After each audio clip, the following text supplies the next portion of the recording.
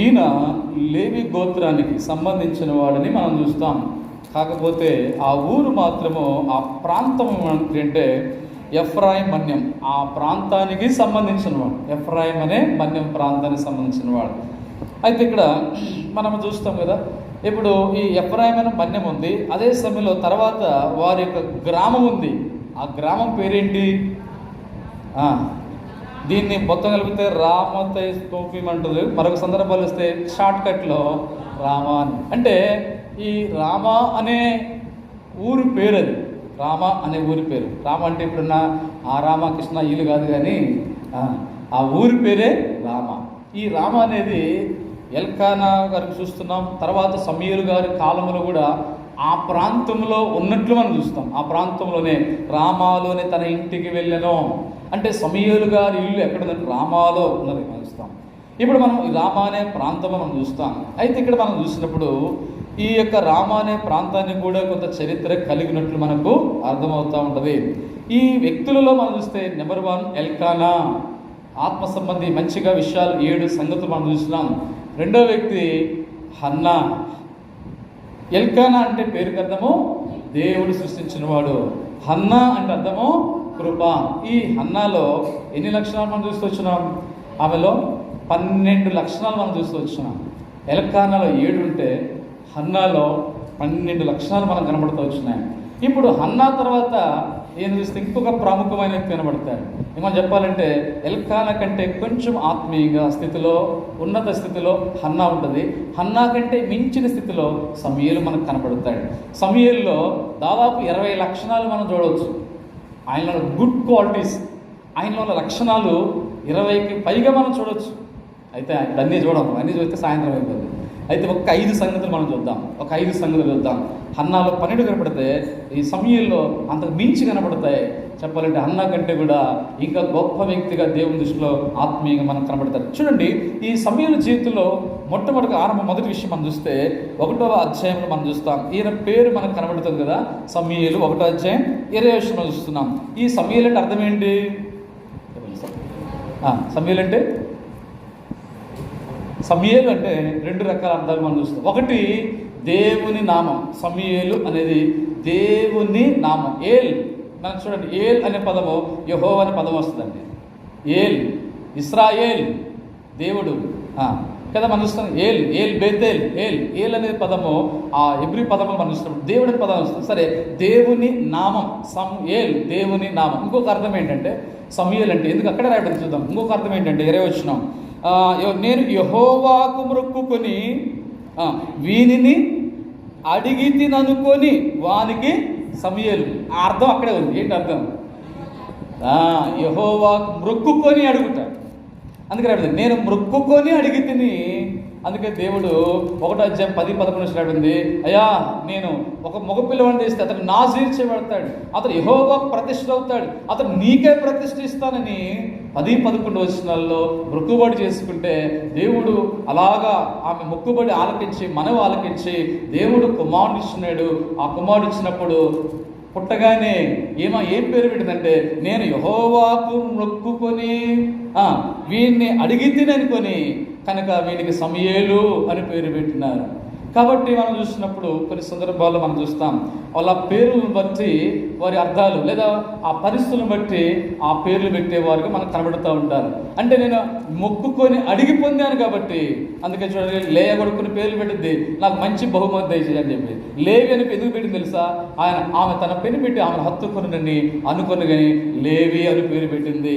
హత్తుకొనుననే పదం అంటే ఒక ఉద్దేశంతో పేరు పెట్టబడింది. దాని వెనుక వెనుక ఉద్దేశాలు కనబడుతూ ఉంటాయి. సమూయేలు అంటే మొక్కుకొని అడిగి తిని, దేవుణ్ణి అడిగి తిని. ఎలా అడిగిందంటేమో మొక్కుకొని అడిగింది. ఎవరిని అడిగిందేమో? దేవుణ్ణి అడిగింది. కనుక మొక్కుకొని అడిగింది. మామూలుగా అడగటం వేరు, మొక్కుకొని అడగటం వేరు. కాబట్టి ఇక్కడ మనము ఒట్టిగా అడగటం వేరు. కనుక మనం చూసినప్పుడు వారు యెహోవా అని అడిగినారు. అడగటం తప్పు కాదు, దేవుణ్ణి అడగటం తప్పు కాదు.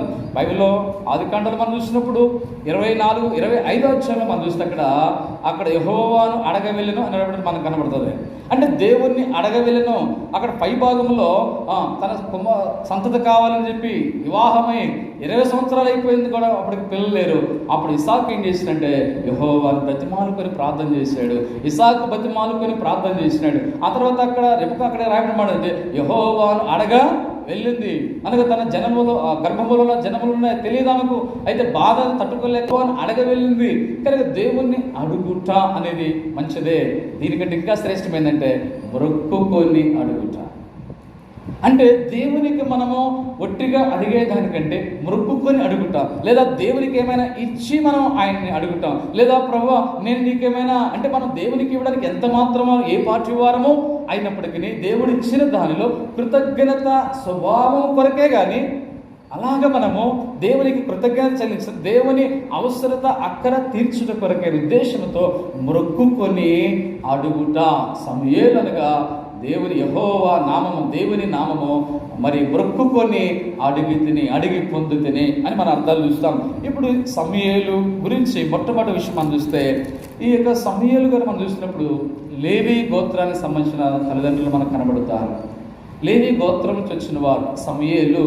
ఆయన మన చరిత్ర మనం చూసినప్పుడు ఇది క్రీస్తు పూర్వం 1120 నుండి ఆరంభమైంది ఈ సమూయేలు గ్రంథం. క్రీస్తు పూర్వం 1120 నుంచి ఈ సమూయేలు గ్రంథము మరి 2 పుస్తకాలు మనకు కనబడతాయి. ఫస్ట్ శామ్యూయల్, మొదటి సమూయేలు, 2 సమూయేలు. ఈ 2 పుస్తకాల కాలం మనం చూస్తున్నాం. ఈ యొక్క పుస్తకం యొక్క కాలం సుమారు క్రీస్తు పూర్వం మరి 1120 నుంచి 150 సంవత్సరాల కాలాన్ని మనకు చూపిస్తూ ఉంది. 150 సంవత్సరాలు 1100 క్రీస్తు పూర్వం 1120 నుంచి 150 సంవత్సరాల కాలమును మనకి ఈ పుస్తకంలో చూడవచ్చు. దాంట్లో ఎల్కానా ఆయన కొంతకాలం జీవించాడు. ఎల్కానా తర్వాత అతని కుమారుడైన సమూయేలు జీవించాడు. సమూయేలు తర్వాత లాస్ట్లో మొదటి సమూయేలు గ్రంథం చివరి అధ్యాయంలో సౌలు రాజు మరణము కనబడుతుంది. 2వ సమూయేలు అలా చూస్తే మొదటి సమూయేలు గ్రంథంలోనే మరొక వ్యక్తి దావీదు కనబడుతూ ఉంటాడు. కనుక ఎల్కానా, సమూయేలు, సౌలు, దావీదు ఈ కాలాన్ని అంతా మనం చూసినప్పుడు సుమారు 150 సంవత్సరాల కాలం హిందీ గ్రంథములో ఇమర్చబడి ఉంది. ఇప్పుడు మనం చూసినప్పుడు సమూయేలు అని మనం చూస్తే ఈ యొక్క సమూయేలు ఆయన జీవితంలో ఆయన మొదటిగా మోషే ప్రవక్త మనకు కనబడతాడు. నిర్గమకాండంలో మనకు కనబడతాడు మోషే గారు. మోషే ప్రవక్త తర్వాత ఆ తర్వాత చూస్తే ఈయన యెహోషువ, మోషే తర్వాత యెహోషువ అని ప్రవక్త అన్నారు. కానీ యెహోషువని ఏమన్నారంటే నాయకుడు అన్నారు. లేదా మొదటి నాయకుడు మోషే అయితే 2వ నాయకుడు యెహోషువ అన్నారు. కానీ మోషేకి ప్రవక్త అని బిరుదుంది, లీడర్ నాయకుడిని బిరుదుంది. ఆయన న్యాయాధిపతిగా కూడా చేశాడు మోషే. యెహోషువ ప్రవక్త కాదు, కానీ ఒక మంచి నాయకుడు, మంచి నాయకత్వం కలిగిన వాడు యెహోషువ. మరి మోషే తర్వాత ఎవరు ప్రవక్తలు వచ్చినారు అని మనం చూస్తే ఆ తర్వాత మనం చూస్తే మోషే తర్వాత అనగా 5 కాండాల తర్వాత మనకు కనబడేది ఏంటంటే ఏం కనబడుతుంది మనకి? న్యాయాధిపతులు మనం చూస్తాం కదా. ఈ న్యాయాధిపతుల కాలం వచ్చేసింది. యెహోషువ తర్వాత ఏమొచ్చినారు? ఎవరు వచ్చారు?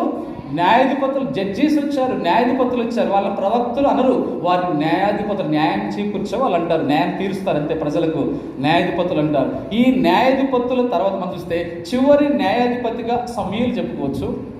అట్ ద సేమ్ టైం మోషే తర్వాత మొదటి ప్రవక్త, గమనించాలి, మోషే మొదటి ప్రవక్త. మోషే తర్వాత పేర్లు వచ్చేసరికల్లా మొదటి ప్రవక్త ఎవరంటే సమూయేలు. ఇప్పుడు మోషేకు సమూయేలుకు మధ్యలో ప్రవక్తలు లేరు. మోషే తర్వాత ఎవరు వచ్చారంటే న్యాయాధిపతులు వచ్చారు. యెహోషువ నాయకుడు వచ్చాడు. యెహోషువ తర్వాత న్యాయాధిపతులు వచ్చారు. రూతు గ్రంథము కూడా న్యాయాధిపతుల కాలమే. రూతు గ్రంథం తర్వాత వచ్చే పుస్తకము మొదటి సమూయేలు గ్రంథం. ఈ మొదటి సమూయేలు గ్రంథంలో మనకు కనబడుతున్న వ్యక్తి సమూయేలు. ఈ సమూయేలు మోషే తర్వాత చెప్పాలంటే మొదటి ప్రవక్త మరియు చివరి న్యాయాధిపతి. కాబట్టి ఈయన మొదటి ప్రవక్తగా ఉన్నాడు. మోషే తర్వాత ఆయన పేరే వస్తుంది. తర్వాత చివరిగా చూస్తే న్యాయాధిపతిగా ఆయన వస్తాడు. ఆయన గురించి మనం చూసినప్పుడు హెబ్రీ పత్రిక 11వ అధ్యాయంలో మనం చూస్తే విశ్వాస వీరుల జాబితాలో ఉంటుంది. ఆ పేర్లు వస్తాయి. ఆ పేర్లు వచ్చే టైంలో చూస్తే మొదటి విశ్వాస వీరుడు ఎవరు? హేబేలు.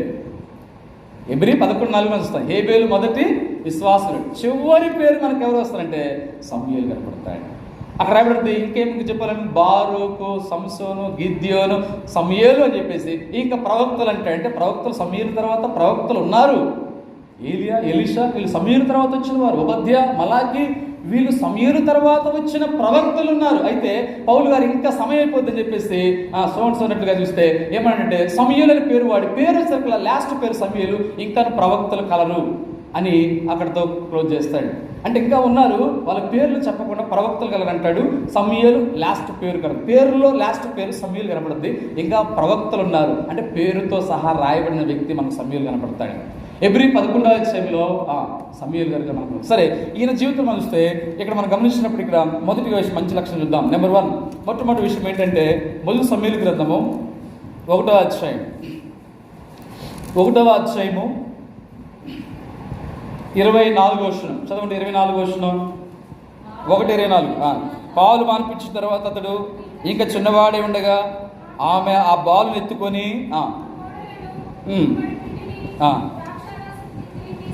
తీసుకొని షిలోహులోని మందిరంలోకి వచ్చాను. చాలు, ఇక్కడ గమనిస్తున్నాం. అంటే ఆ బాలుని ఎత్తుకొని షిలోహులోని మందిరంకి వచ్చినాం. ఆ బాలుడే సమూయేలు. ఇప్పుడు సమూయేలు గురించి మనం చూస్తున్నప్పుడు ఈయన పాలు మార్పించిన తర్వాత అంటే ఇశ్రాయేలీయులు సుమారుగా 3 సంవత్సరాల దాకా 3 నుండి లేదా 5 సంవత్సరాల లోపు వరకు కూడా వారు 3 నుండి అంటే 3 సంవత్సరాల వరకు లేదా 3 సైద్దా కూడా ఇశ్రాయేలీయులు తమ పిల్లలకు స్తన్యపానం అనగా పాలు ఇచ్చి పెంచేవారు ఉంటారు. అంటే ఇప్పుడు ఈయన చూడండి, ఆ టైంలో మరి 3 సంవత్సరాల 5 ఆ టైంలో ఇప్పుడు ఎందుకంటే పాలు తాగుతూ